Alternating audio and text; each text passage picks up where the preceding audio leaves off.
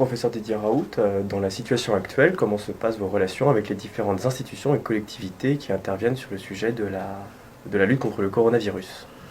D'abord, je veux remercier tous les gens qui m'envoient des mails de soutien. Puis je ne peux pas leur répondre à tous, je suis très touché que vous fassiez ça, mais je suis débordé de mails de soutien, merci, mais bien sûr, je n'ai pas le temps de vous répondre et de faire tout ça.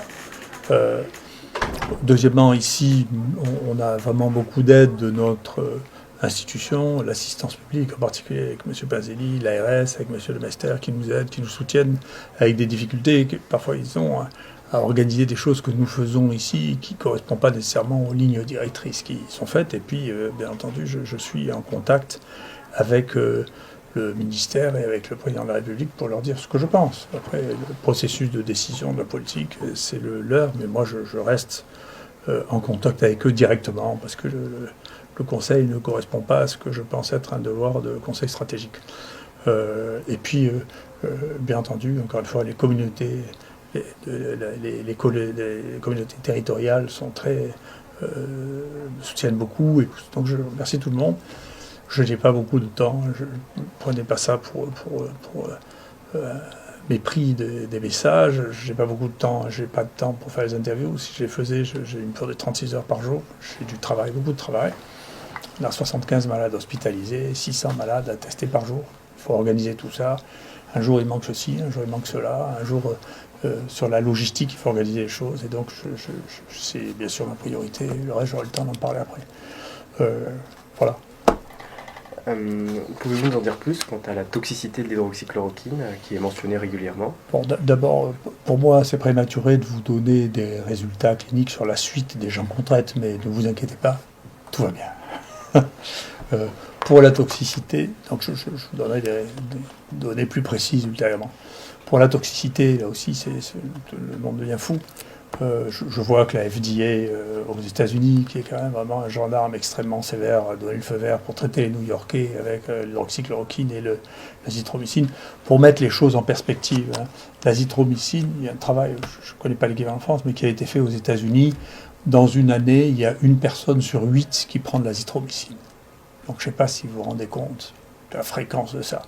Quant à la chloroquine, il y a plus d'1 milliard de personnes qui ont mangé de la chloroquine. Donc si vous voulez vraiment chercher la toxicité des choses, c'est vraiment... Et alors, l'hypothèse selon laquelle il y aurait des torsades de pointe qui est plausible, hein, quelque chose auquel il faut faire attention, c'est la raison pour laquelle on fait des électrocardiogrammes, et surtout le dosage du potassium, parce que quand le potassium est bas, il y a un danger.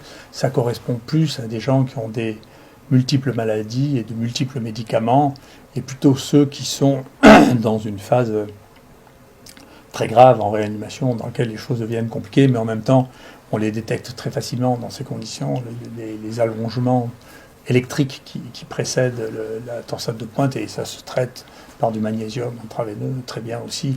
Donc encore une fois, c'est juste des fantômes que l'on agite là.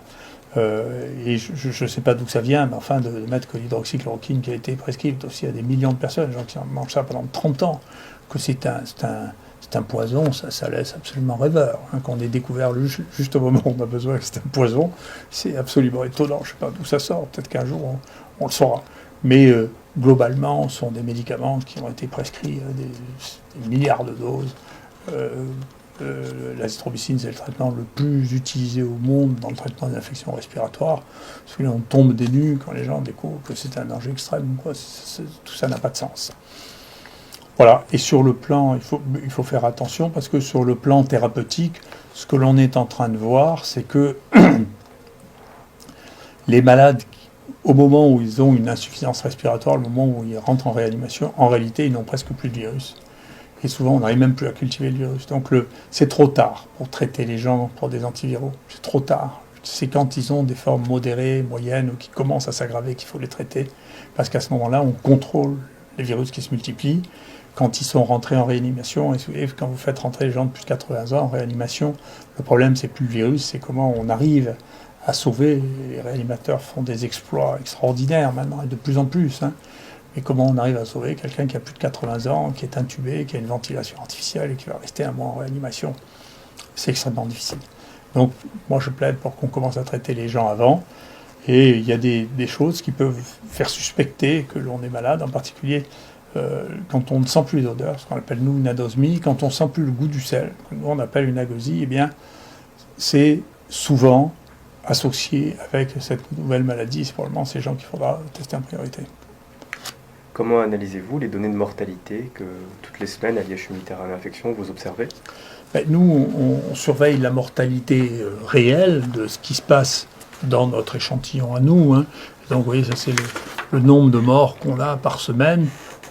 Dans l'IHU, là vous avez ça sur 3 ans. Et vous voyez, alors que normalement on a un pic, vous voyez, en janvier, février, mars, ici, et puis ici on l'a pas. Donc il y en a eu un pic en novembre-décembre avant qu'il y ait le Covid, et ici il y a plutôt moins de morts que d'habitude, donc c'est pas très inquiétant. Et quand on regarde avec quoi sont morts les gens qui sont morts, on regarde ça nous chaque semaine, de quoi ils sont morts, et bien pour la première fois on voit de manière... On a 2 personnes qui avaient un coronavirus qui sont morts, mais il y en avait un coronavirus chinois, mais il y en avait 2 qui sont morts avec un coronavirus NL63, personne ne parle. Pour l'instant, on a eu autant de morts avec les autres coronavirus que celui-là. Il y a eu 2 morts de grippe, et il y a eu un mort avec un métapneumovirus. Et donc, si on regarde les 4 derniers mois de cette année, par rapport aux 4 derniers mois de l'année dernière, pour regarder les infections respiratoires d'origine virale, pour l'instant, il y en a moins cette année, à peu près 2 fois moins que ce qu'il y en avait l'année dernière. Donc peut-être que l'avenir est imprévisible. On verra bien, peut-être parce qu'il y a beaucoup moins de grippe et beaucoup de virus respiratoires syncytiaux qui ont circulé. Donc on verra bien ce qui va se passer, ce que diront les données pratiques. Mais pour l'instant, les quelques morts qu'on a sont des sujets très âgés, comme chez tous les gens qui ont vraiment décrit la mortalité. Et la mortalité par infection virale respiratoire n'est pas significativement plus élevée. Voilà, et nous, dans nos propres données, il y a eu 1300 cas qui ont été diagnostiqués, et il y a eu 5 décès, un de 78 ans et 4 qui avaient plus de 85 ans. Ce qui fait que pour l'instant, on est à 0,4 pour 100 de mortalité, ce qui est dans le domaine des infections virales respiratoires. Donc, le leçon de ça, c'est une maladie qui se répand. La mortalité touche la même tranche de mortalité que les autres infections virales respiratoires. Il vaut mieux traiter les gens un peu plus tôt parce que les sujets âgés qui rentrent avec des insuffisances respiratoires sont très difficiles à rattraper. Et pour ce que l'on commence à voir, ils ont peu ou pratiquement plus de virus au moment où ils arrivent à ce stade-là. C'est entièrement la réaction d'inflammation, de lutte contre le virus. Il y a des lésions et il y a une difficulté à rattraper ça. Merci beaucoup. Merci.